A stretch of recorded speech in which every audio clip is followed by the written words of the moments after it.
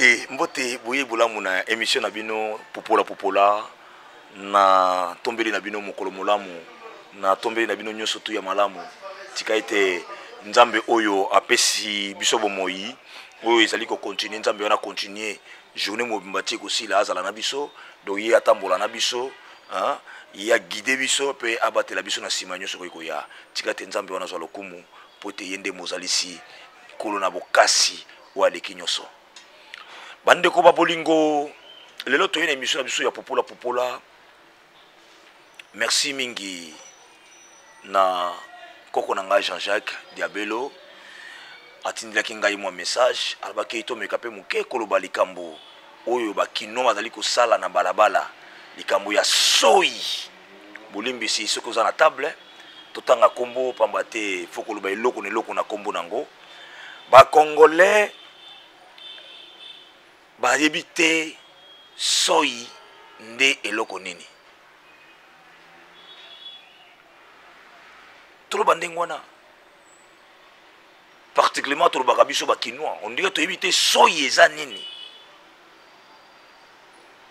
Moi je crois peut-être na français hein, et peut ça comme signification quand on parle de salive hein, mo salité zo bimanakati pour que muta comprendre que eloko on a obimisa na monoko nanga eza salité muta zo banga ko boka soi te sika bato bazali lui trouve ça normal que place on a ko boka nanga soi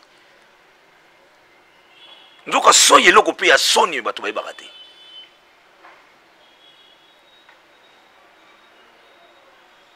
Normalement muta ko mona esika yo zo boka soi muta ko ki ko mona te esika yo zo boka soi mutu akoki ko mona te esika yo zo boka soi peut-être par accident au boka ki po muta mona te mais muta moni il faut s'excuser. Merci koko Jean-Jacques Diabelo soi eza eloko ya soni okomona muta otambwa na balabala esika goudron ezali bolimbisi na bato bakolia tokoloba kaka akamati soni abwaki na ipe na goudron abwaki soi na ciment. Autrefois na utaki côté gare centrale na utaki kolukela bana bouquet po bango balinga ba dessin mais mingi bouquet oyo ezalaka mingi na biloko bana nazo zonga nakutani na ndeko moko na nzela mais na ebite tokoloba nini on dirait so yango abombaki yango soki pendant 1 heure de temps abwaki yango pe na makadam abwaki na goudron na nzela na moni mes frères et c'est gêné d'abord un obwaki yango na goudron o esika ekotikala so mutu nyonso koleka bana yo mona yango deux obangi pe batu te bazo leka moni batu bwaki no pe soi oza à l'aise ah na bwaka soi te oh soi eza ngana munoko na bwaka te voilà mentalité ya biso ba kinois voilà eloko za na biso na mutu biso ba kinois. Et en faisant la route ensemble, nous avons discuté. Un frère naïe, bakutani naïe. Oh, mettez-la pas Paul. Oh, nini. Na moi qui n'a soyi na balabala, ah le bilan. Oh, boni ko boka soyi na papa. Il faut le monde na soyi on boki place nini. Oh, boki place nini. Oh, na moi qui n'a nzela place. Oh papa, bon nzela la yo. Voilà. L'aveugle qui conduit l'aveugle. Soi eza eloko ya soni soi baboka kango na miso ya bato te d'ailleurs biso to ebaki tanto bana kokola na ba grand frère na biso ba Patrick et papa Monga ba Mike Konzo ba Malko Zokila Mangoto ba Tony le prince Banga ah mon bagran na biso wana tika totanga et puis son nom Naya Basile Kitoko ba yena biso wana bana ko yebisa biso leki au moins tant que nous okola botana moi 15 ans ba 16 ans ba yebi ke bino pe boyimbo kota mwa nzela yango ya kobanda mo kozala na ba na mwa bilenge ya basi so fa na bango lisolo ba beta mingi ba bwa kaka soyi esika bana basi ba fandi te. On comprenait pas. Tu as dit fierté, mais là on a compris. Tu as compris que soyi ezana esika ya kobwaka. Luka esika sable ezali, esika mabele ezali, bwaka soyi na yo zipa yango. Oyebi ke même nya waleki mutu na propriété. Parce que nya usoka sali salité na ya zipaka.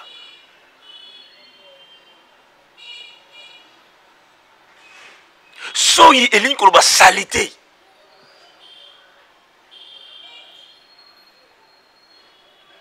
Babwa kaka soyi na goudron te ou na ciment te. Soyi babwa kaka yango esika mabele ezali. Obwaki pe oleki. Soko yebi ke kokauka dans quelques secondes. Sinon, soki mabele wana eza ya malamu, faut kozipa soyi na yo po ete mutu mususu amona soyi na yo te.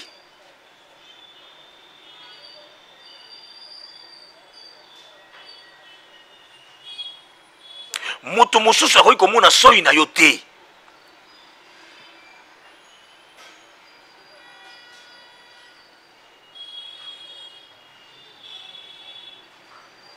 Ndenge moko na ko brosser.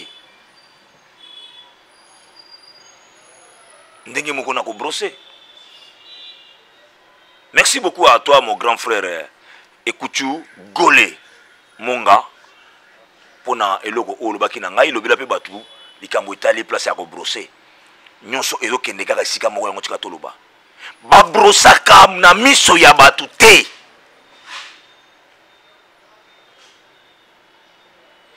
Esika yo zo brosser muta ko komona salité ya monoko na yo tango zo brosser te.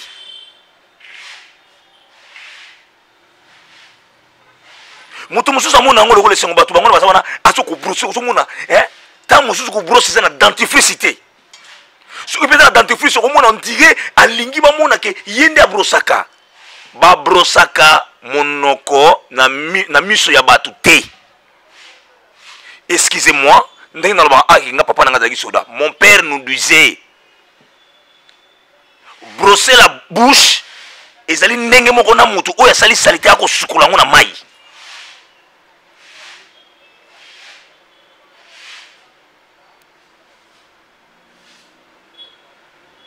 Qui nous a gêné te. Qui nous a kamata brosse na ya kende na balabala. Plus loin, trobi na miso batu te mais atiki kutu batu kutu ya ndaku na bango, atiki batu alupangu, aye na balabala, pas brosser. Soni zate. Ta mususu yebaki te ba brosaka na miso ya batu te. Mutakoki komona esika yo zo brosser te. Oui, bien sûr. Nous ne pouvons pas faire ça. Ba mona ta mokongo na yo. Mais monoko na onengo brosser bato akoki komona yango te.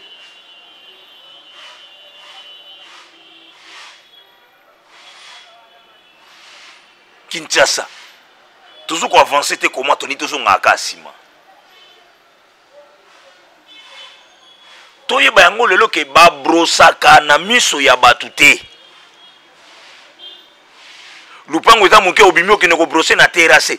Oui, kende ko brosser mais natan wana ke batu bazala te. La muka 5 heures.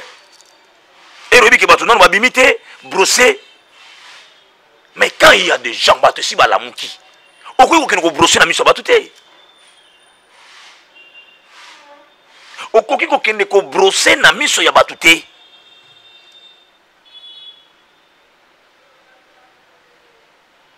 Okoki kobwaka soyi na yo na miso ya batu te.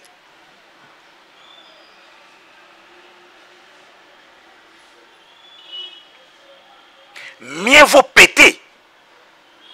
Et si tu bazali. Parce que là c'est naturel. Même les docteurs basolo bayango. To apprendre même na bana ba mesana koyeba ke eloko neza normal. Mais quand je sens que eloko ona ko bimisa yango et pesa kande solo nde na ko dégager. Mais tant que eye na miso abatu c'est normal péter devant les gens. Mais okoki ko boka soyi to ko brosser na miso ya batu te. Ah, voilà. Parce qu'il arrive de cela, au fond de Baninga, au pété, Batunsu Baseki. Yopo Yokisoni. Non, c'est naturel. Tu peux péter là où il y a des gens. Où il y a mon pépé bimi. Mais ce qu'on y a gaz à mabé, on se dégage. Au longo, tiki baningo qui osala mon pandi. Et puis ceux qui m'ont sali gaz naye, bah c'est kakate. Toye bayango, bah c'est kakate. Et pourquoi à l'hôpital, après l'opération, ceux qui m'ont sali gaz, bobé taramaboko? C'est-à-dire que c'est natina. C'est-à-dire que c'est natina. Totika comportement, ya ko brosser na balabala. Et sa dignité. Totika comportement, ya ko brosser, liboso ya bato ba mona yo ndongo zo brosser. Et ça qui to côté. Tobwa kaka soyi na miso ya bato te. Oli ko bwa ko soyi pusana mopanzi. Luke sika mabele zali obwaki ozipi po bato ba mona te. To longola comportement ya ko bwa ka soyi bisika nyonso. Obwaki soyi po leki na yo. Plus grave et puis plus loin. Boko bwa ka soyi na ba goudron na ba ciment. Ndeko mwasi moko tomatana na kata taxi bis. Atika pena soyi na kata taxi bis. Atika soyi abwaki na kata mutuka bato. Oui. Imaginez-vous, et là, la taxi bus, et oh, avec un esprit de vie. Yosu soyi na yo tiki wana. Mutunsu en matière, il y a fanata liboso bo soyi. To changer bizalé, l'émission n'enga kozala. To changer ndenge. Ya kolakisa liboso na bato ke tozali. Tozala katene na lobaka tango nyonso toza bato tomvo ataka. Bamoni yo propre na balabala, mais makambo salaka eza ndenge yo latelaka te. Tozala propre na nyonso. Quand on parle de propre, même le langage na yo, ndenge ya koloba, liboso na bato. Faut yeba. Là je crois et que ça laisse sous mon coin d'émission où il y a un embarrassement tant qu'il y a awa na plateau na biso ya popola. Voilà, nous sommes arrivés à la fin. C'était juste pour nous benda moi matoi koyebisa na bato ba yeba tina to esikani to ko boka soyi to ndenge ni to koki ko brosser monoko na biso o to baka ko sukola monoko. Na pesi mbote na ngai na Espérance Ebongo, la patronne, l'initiatrice de cette chaîne. Et bonne guérison aussi nazo pesa yango na mon caméraman, hein, Dominique Moulumba MP4 waza maladi. Et je dis merci à toi maman Inès Pederot Sangolo pour la image ya mokolo malelo ba ibaka teta muso ibaka teke yo pozo ka image. Une famille de caméramans et de photographes. Donc eza donza mapesa na libota na biso yango wana tika tenza mapambo mapona yango. Na pesi mbote na ngai na ser na nga Marie-Claire Yanganda hein motema ya vie na ngai Desh Derrick Amani na niveau ba Londres bo pesa mbote na ba bana na ngai nyoso ba leki na ngai nyoso. Na pesi mbote na ngai na mon vieux le grand frère du sang Zakari Minga Mangoto, hein grand frère yayo ngwana et na moni na niveau ba États-Unis mon beau frère Impact Kitenge, hein motema petite sœur na ngai Nadine Bibi Misoli Mangoto na pesi yo mbote et na bosani te mama na ngai Marina Mukabela na musike sikoza na niveau ba États-Unis. Na pesi mbote na ngai na maître Innocent Machaka, na pesi mbote na ngai na champion Mike Kunjo, hein Edi Machaka na Afrique du Sud amoni ke lelo pe na banziwa Edi Machaka na pesi yo mbote na ngai aussi à mon frère, ami, collègue Bovi Katai Fwamba, hein? On a pena moninga makila, toko le sika moko secret na nga secret na yo.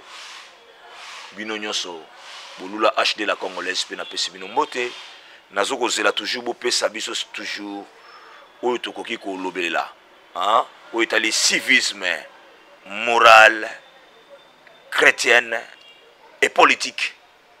Na oyo to monike ezo tambola na ndenge pene wi tambola te tokoya ko popola ngo na plateau ya popola. Voilà, ezalaki wana ya bino les frères Joseph Corneille et Kombo Mangoto, autrement appelé Ramsès le Mobutu. Allez, bye.